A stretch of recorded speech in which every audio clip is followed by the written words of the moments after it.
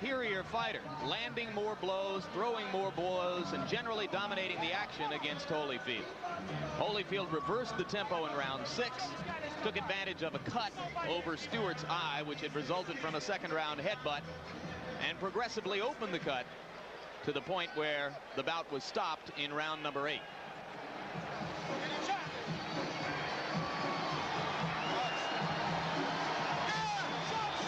And there you hear a roar, which means that here comes Mike Tyson. It's a tribute to Tyson, incidentally, that despite what happened in Tokyo, he has filled this building with about 16,000 people. Aren't many fighters out there who can do that. Certainly no non-champions. Indeed, Mike will tell you in no uncertain terms that he's still the main man in the heavyweight division where ticket sales are concerned. He suggests that neither Holyfield nor Foreman, and certainly not Razor Ruddock, could ever dream of selling as many tickets or as many pay-per-view subscriptions for a fight as can he. Well, he's likely to be proven wrong on that when Holyfield does fight Foreman. But suffice to say, he is still a major attraction. Ringside seats here, incidentally, are just $400, a fraction of what they've been in the past for him. There are some consequences to losing. Tyson's last fight, 2 minutes and 47 seconds against Henry Tillman, the man who had beaten him twice back in the amateur ranks. In that mob surrounding Mike are all 3 of the trainers now enlisted in Team Tyson: Aaron Snowell, Richie Giacchetti, whom you'll remember from his long tour of duty with Larry Holmes, and Jay Bright. The 3 of them nestled just behind the fighter as they make their way toward the ring. It looks like a T formation with a flanker, Jim. That's right. Mike's playing quarterback. Aaron and Richie are the halfbacks, and Jay Bright is dropping back as a fullback into a sort of short punt formation at this point. Now Mike will emerge into the ring where most of the crowd will get its first look at it.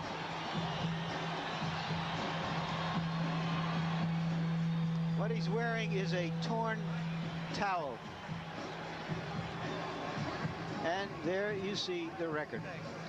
38 wins, the 1 loss to Douglas in Tokyo. This the 40th bout of Tyson's professional career.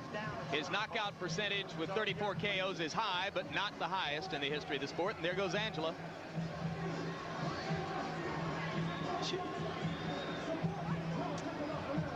Tyson looks a little fitter. I like Mike Tyson when he looks small, when he looks like a big middleweight or a light heavyweight. So let's take a look at the tail of the tape. And you can see that the big disparity there is in height. Stewart 4 inches taller than his opponent. He has an 8-inch reach advantage. Tyson at 217 3/4 looks to most observers here to be splendidly trained, in terrific shape. And the punch stat numbers. There you see what Tyson did against Douglas. But look what Stewart did against Holyfield. 81 punches around, an amazing number of punches for a heavyweight. Rules for the bout, New Jersey's rules. 3 judges scoring the fight, 10-point must system, standing 8 count in effect, 3 knockdown rule in effect. Neither fighter can be saved by the bell. So right now let's go up to the ring announcer, Michael Buffer, for the pre-fight introduction. Ladies and gentlemen, Don King Productions, in association with the Trump Plaza Hotel and Casino here on the boardwalk in Atlantic City, New Jersey, present the featured bout of the evening. In attendance here at ringside tonight, ladies and gentlemen, our host, a man who's brought 50 championship bouts to Atlantic City in the last 4 years, Mr. Donald J. Trump. And in the ring at this time, the promoter for tonight's great event, and many others through the years around the world, Mr. Don King. This bout is sanctioned by the New Jersey State Athletic Control Board. All the officials shall remain the same except the judges assigned at ringside. For this bout, they are John Stewart, Rocky Castellani, and Eugene Grant. And now, ladies and gentlemen, from the Trump Plaza Hotel and Casino on the boardwalk in Atlantic City, New Jersey, let's get ready to rumble! 10 rounds of boxing in the heavyweight division. The referee for this bout is Frank Cappuccino.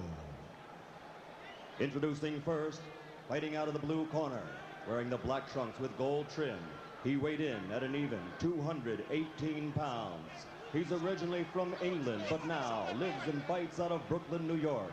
His professional record, an unbelievable one, 26 victories, all 26 by knockout, only one defeat.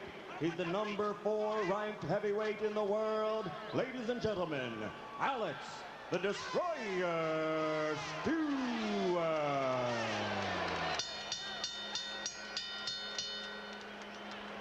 And fighting out of the red corner, wearing the solid black trunks, weighing 217 3/4 pounds, from Catskill, New York. Also an unbelievable record, 38 victories, 34 by KO, only one defeat. He's the number 1 ranked heavyweight in the world. Ladies and gentlemen, the former heavyweight champion of the world, Iron Mike Tyson.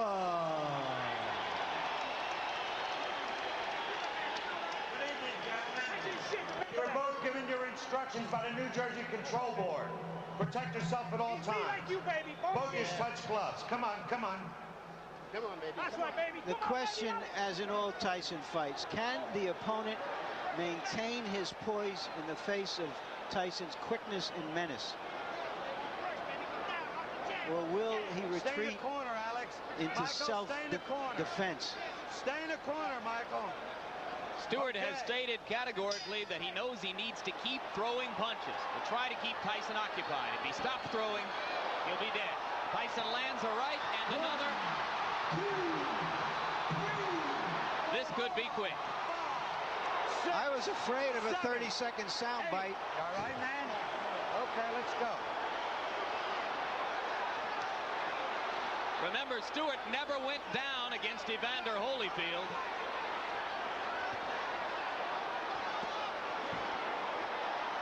A shot to the body, another solid right hand. Stewart begins to throw as a means of trying to defend himself.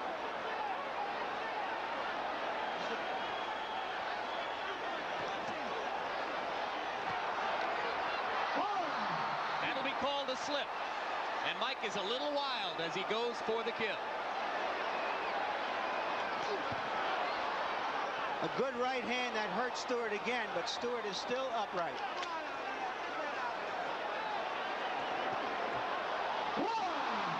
That was a flush right hand. 4, 5, 6, 7, 8, 9. He's up just at the count of 9, Jim. How you feel, man? Taking a good You look wanna is continue? Cappuccino. He's going to let him go. 3 knockdown rule is in effect. If Stewart goes down again, it's over. And Stewart has quick throwing punches. You can see how wobbly his legs are.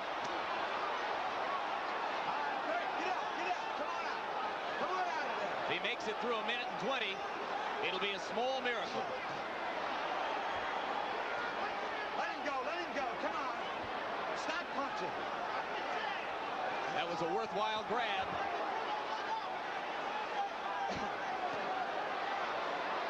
Tyson missed with a left that would have done it. He's very calculating now, Tyson. 2 more right hands land. All right, Alex, let him out, Alex. Stewart must land something or else it's just a question of a few seconds. That'll do it. 2, 3, 4, 5, 6, They're 7, forgetting that the 3 8. knockdown rule is in effect. That's it, This fight is over. Well, Stewart said that Tyson was a mountain he had to climb. He just got knocked off that mountain. He just didn't have the style, Jim, unlike Douglas, to test the vulnerability of Tyson. Yeah, he's not nearly the technician that Douglas was when Douglas was good in Yeah, Tokyo. early in the fight, Douglas tied Tyson up. He used his jab.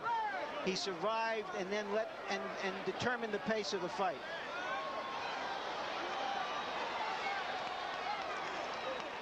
Nothing bothering you. You stay right there for a minute.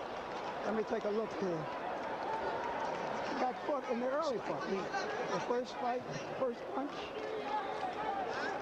You know how many times you got knocked down? 3 times. 3 times. The first time, right? Yeah. You remember the first one? Yeah. Yep. Okay. Now, do you think you can stand up now? Yeah. Stand up for me. Put your feet together as you stand up. Put your feet. Hold me. No, I'm just holding you to see if you're gonna fall. Put your feet together. Let him go. Let him go. Let him go. Let him go. Okay. Let him go.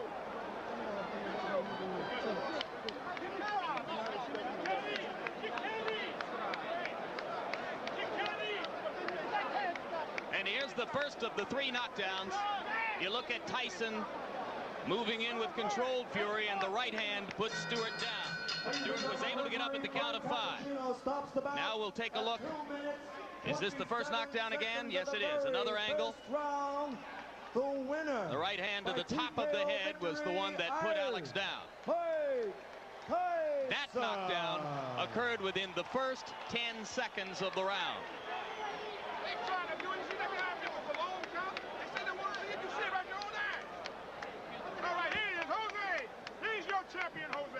Now we'll take a look at knockdown number 2. By this time, Stewart still wobbly from the first knockdown, and he went down without Mike having to land a crushing blow. Another look at knockdown number 2. And you can see that the right hand simply glanced off the top of Stewart's head, but it was enough to put down a very wobbly fighter at that point. And now here's a third look at that same knockdown, knockdown number 2. The left to set it up, the glancing right off the top of the head. And Stewart down for the second time in the round. Still more than 1 minute 40 seconds remained in the round at that point. And with the 3 knockdown rule in effect, it was up to Stewart to try to stay on his feet to make it through round number 1. He was not able to do it. Here's knockdown number 3, which came at 2 minutes 27 seconds of the first round. A right and a left, and that was enough for Alex Stewart. Referee Frank Cappuccino began the count, which was academic at that point because of the 3 knockdown rule. Another look at the third knockdown. Solid left to the side of the head, but by that time it was the accumulation of punishment throughout the round which contributed to Stewart's demise.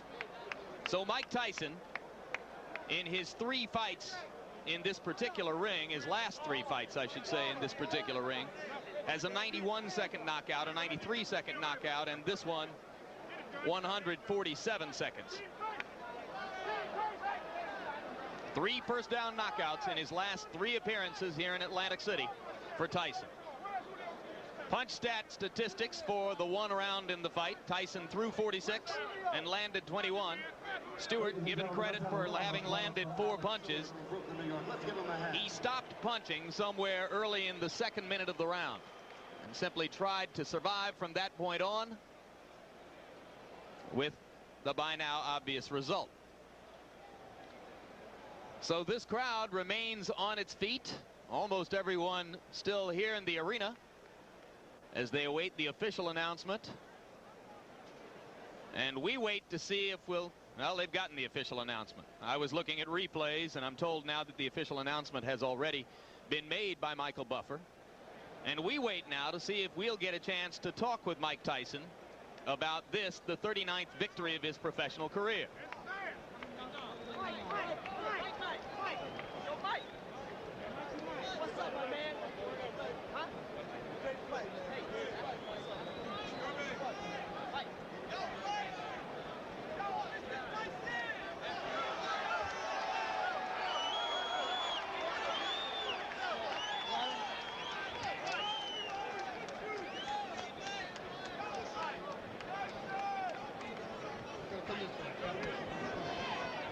Ladies and gentlemen, is he back?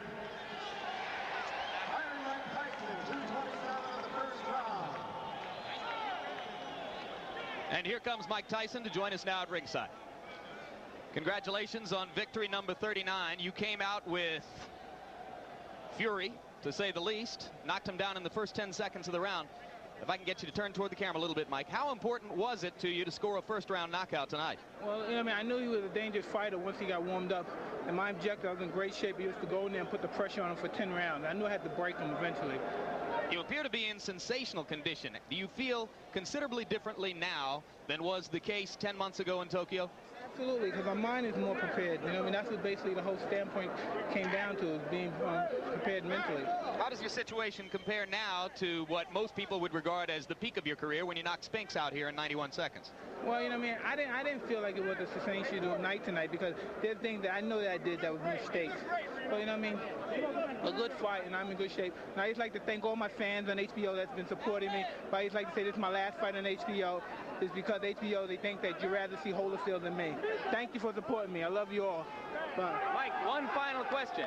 How important at this moment is the coming arbitration with regard to the WBC championship and the possible WBC title fight with Ruddock? Well, it really don't matter as long as I can fight for the title. I love to fight Ruddock. I want to show everybody he's not the baddest man in the world they once said he is. Would you rather fight the winner of Foreman Holyfield? Excuse me? Would you rather fight the winner of Foreman Holyfield? I would fight anyone. You know what I mean? But I'm fighting for the moment.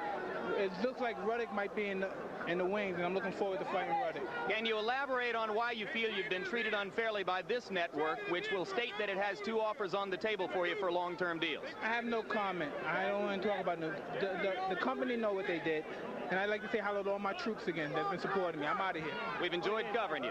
Thank you very much. We don't negotiate on the air. Our chief executive, Seth Abraham, will have plenty to say in the future about the potential for another Mike Tyson deal at HBO. It has been our hope for the past year that we could complete one more deal to give a long-term contract to Mike Tyson and to continue to cover his fights here on HBO. But there'll be no negotiation on the air. That will take place between Don King and Seth Abraham. We're grateful that Mike was willing tonight to come and speak to us at ringside in the midst of what is, quite candidly, a frosty period between us and him and his promoter, Don King. So Mike Tyson has the 39th victory of his career, the 19th